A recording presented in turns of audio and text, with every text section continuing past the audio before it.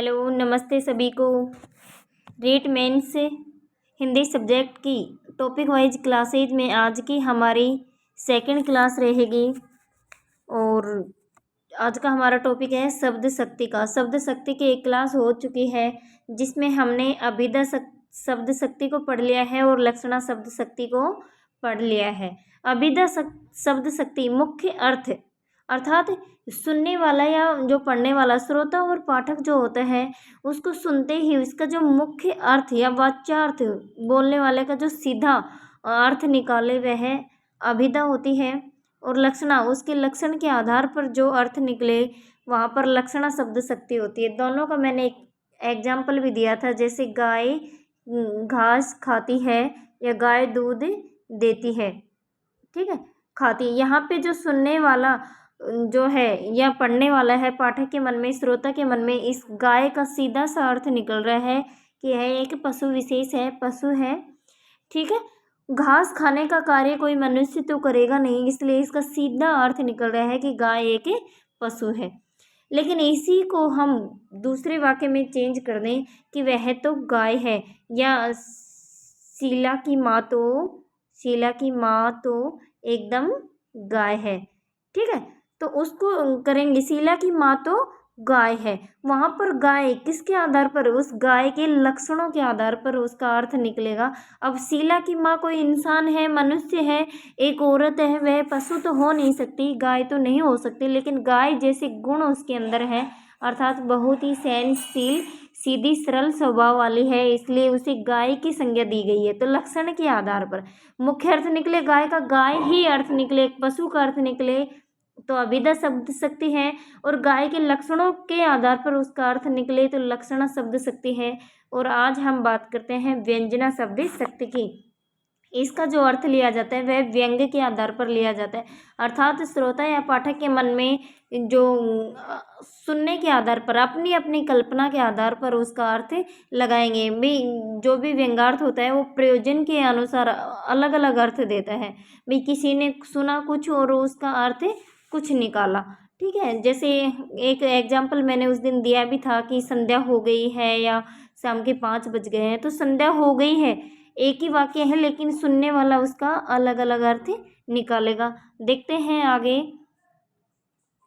व्यंजना शब्द शक्ति, इसकी डेफिनेशन हो जाएगी वाच्यार्थ, मुख्यार्थ, लक्ष्यार्थ और संकेतित अर्थ के बाद जब किसी विलक्षण अर्थ की प्रतीति होती है उसे व्यंग्यार्थ, व्यंजनार्थ, ध्वन्यार्थ कहते हैं। व्यंग्यार्थ व्यंग का अर्थ, व्यंजन व्यंजन का अर्थ देता है और ध्वन्यार्थ ध्वनि का अर्थ देता है, ठीक है। ध्वनि अर्थात सुनने वाला जो अपने अकॉर्डिंग अर्थ निकालता है वह ध्वन्यार्थ होता है।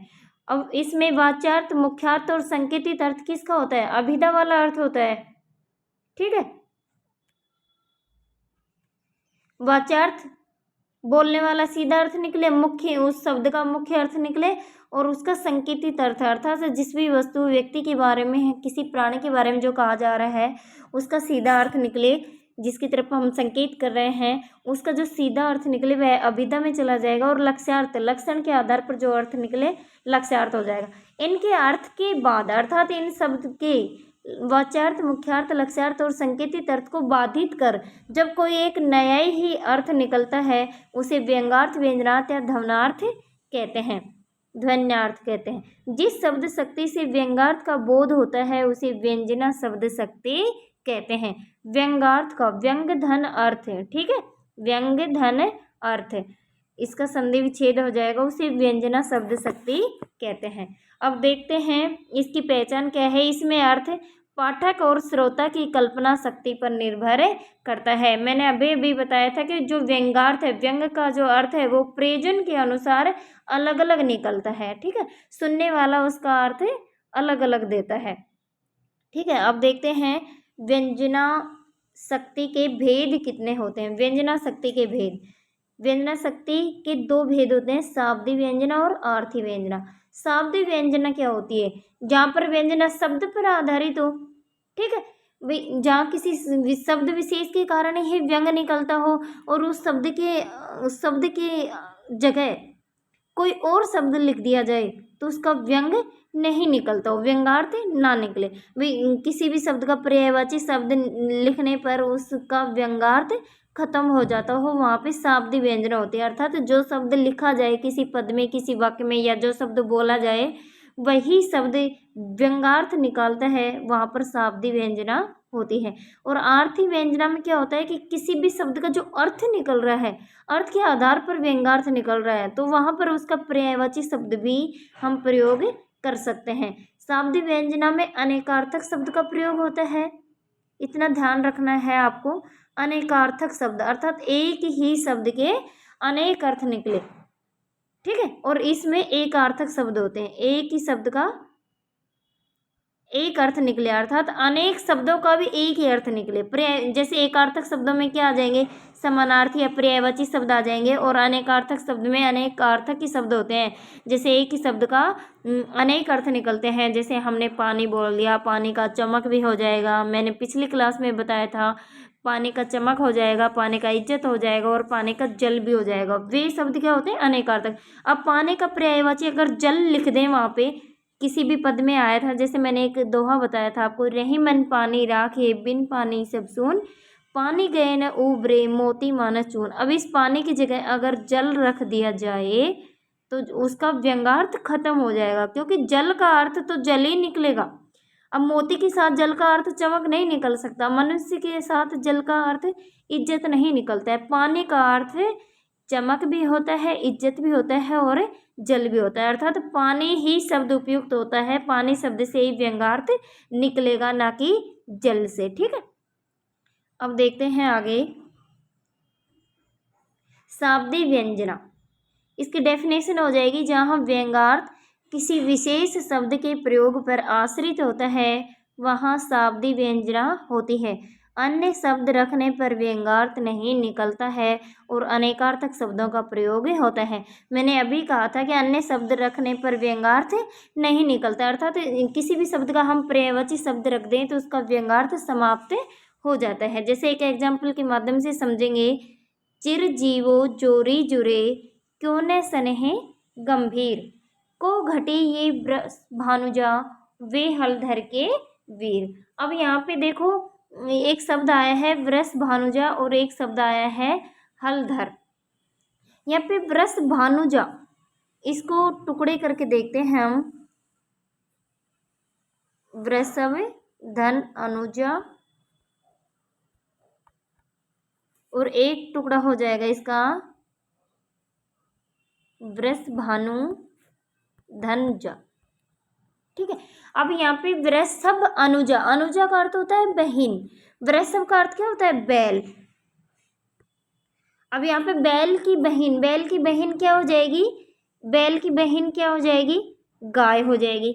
और वृष भानु, वृष भानु कौन थे, राधा जी के पिता, ठीक है, राधा के पिता थे राजा वृष भानु। और जा का अर्थ होता है जन्म लेने वाले, वृष भानु राजा से जन्म लेने वाली पुत्री कौन हो गई, ये हो गई हमारी राधा रानी, ठीक है।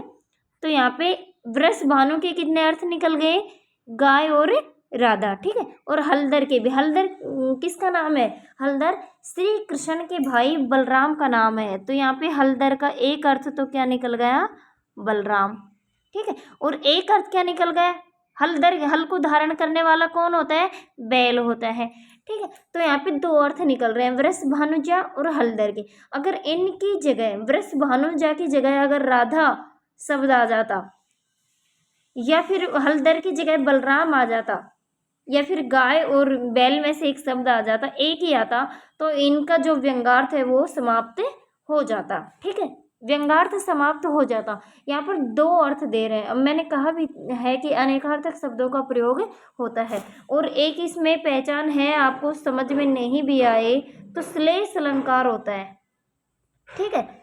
क्या होता है, श्लेष अलंकार, श्लेष का अर्थ होता है चिपका हुआ, अर्थात एक ही शब्द में कई अर्थ चिपके हुए हों, अर्थात एक शब्द के कई अर्थ निकलते हों, वहाँ पर भी शाब्दिक व्यंजना होती है। ठीक है, श्लेष अलंकार पहचान है इसकी, अनेकार्थक शब्दों का प्रयोग होता है, अर्थात जब हम इनके जो भी पंक्ति है, दोहे हैं, उनका भावार्थ निकालेंगे तो एक ही शब्द के अनेक अर्थ निकलेंगे। यहाँ पर राधा जी और हलधर के वीर कौन हो गए? श्री कृष्ण जी। और हलधर बैल के वीर कौन हो गए? बैल ही हो गए। और बैल और गाय में संबंध बताया गया है, और राधा और श्री कृष्ण के बीच में संबंध बताया गया है।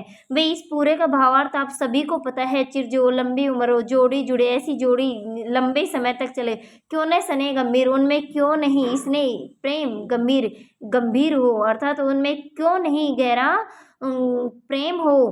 को घटी, किसके घट में, किसके हृदय में? ये वृष भानु जब वे हलधर के वीर, ये तो वृष भानु की पुत्री राधा रानी है, और वे हलधर बलराम के भाई श्री कृष्ण हैं। और दूसरा अर्थ क्या निकल जाएगा? व्यंग है, व्यंगार्थ है। यह तो वृषभ की अनुजा अर्थात गाय है, और वे हलधर के वीर अर्थात बैल के भाई बैल हैं। ठीक है, गाय और बैल का संबंध और श्री कृष्ण और राधा रानी का संबंध बताया गया है। तो ये हो गया हमारा शाब्दिक व्यंजना। एक और हो गया हमारे पास, रहे मन पानी राखे बिन पानी सब सून। मैंने समझा भी दिया है इसको वैसे तो। पानी गए न उबरे मोती मानस चून। अब यहाँ पे देखो, पानी शब्द के अर्थ इसके लिए अलग हो गए, इसके लिए अलग हो गए, इसके लिए अलग हो गए। रहीम जी कहते हैं कि पानी को रखना चाहिए, बिना पानी के सब सूना है। पानी गए न उबरे, पानी के जाने से नहीं उबरते हैं या कुछ भी नहीं बचता है, मोती मानस चून। अब मोती के लिए क्या आ जाएगा? मोती के लिए क्या आ जाएगा? चमक आ जाएगा।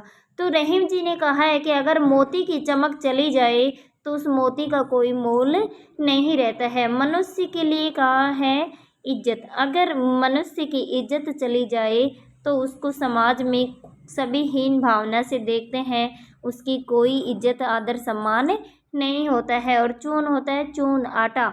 अब आटे में भी जल नहीं डालेंगे तो उससे रोटियां नहीं बनेंगी, और एक चूना भी हो जाता है, चूना जिससे मकान आदि बनाए जाते हैं, उसमें भी बिना जल डाले हुए वह भी कोई काम का नहीं रहता है। इसलिए रहीम जी कहते हैं कि पानी के जाने से ना तो मोती की कीमत होती है, ना मनुष्य की इज्जत रहती है, और ना ही चून कोई काम का रहता है। इसमें भी क्या है? इसमें भी क्या है? श्लेष अलंकार है, श्लेष अलंकार है। ठीक है, और अभी अभी मैंने कहा था कि अगर इस पानी की जगह जल शब्द रख दिया जाए तो इसका व्यंग्यार्थ समाप्त हो जाएगा। समझ में आ गया? ठीक है, आगे चलते हैं। ये आता है हमारे पास आर्थी व्यंजना। आर्थी अर्थ के आधार पर व्यंग निकलता हो। ठीक है, जहाँ व्यंग्यार्थ अर्थ पर ही आश्रित रहता है वहाँ आर्थी व्यंजना होती है। शब्द बदल देने पर भी व्यंग्यार्थ निकलता है। शब्द बदल देने पर भी व्यंग्यार्थ समाप्त नहीं होता है, अर्थात हम उस शब्द का पर्यायवाची शब्द भी लिख सकते हैं। एक अर्थक शब्दों का प्रयोग होता है। ठीक है, एक अर्थक शब्द क्या होते हैं? एक ही अर्थ देने वाले शब्द। भी अनेक शब्द होंगे जिनका अर्थ एक ही निकलेगा। अब देखते हैं यहाँ पे उदाहरण है, सूर्य अस्त होने वाला है। मैंने कहा था कि सभी जो व्यक्ति हैं इसका व्यंग्यार्थ अपने अपने प्रयोजन, अपने अपने उद्देश्य, अपने सुनने की जो क्षमता होती है उसके आधार पर इसका अर्थ निकालेंगे। सूर्यास्त होने वाला है, भी मंदिर में जो पुजारी है क्या सोचेगा कि पूजा करने का टाइम हो गया है, संध्या वंदन का समय हो गया है। ठीक है, संध्या वंदन का समय हो गया है। अब कोई मजदूर है वो क्या सोचेगा कि घर जाने का समय हो गया है। ठीक है, घर जाने का समय हो गया है। घर की जो औरतें होती हैं जिनको शाम को खाना बनाने का टाइम हो जाता है वो क्या अर्थ लगाएंगे कि भाई सूर्यास्त हो गया, अब खाना बनाने का काम शुरू कर देना चाहिए।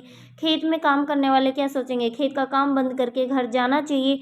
तो सभी जो हैं अपने अपनी सुनने की शक्ति के आधार पर इसका अर्थ निकालते हैं। ठीक है, ये हो गया एक अर्थक शब्दों का प्रयोग। अब यहाँ पर सूर्यास्त हो गया है, सूर्यास्त कुछ भी रख दें यहाँ पर, जो सूर्यास्त होने का ही अर्थ देगा, तो इसमें कोई परिवर्तन नहीं होगा।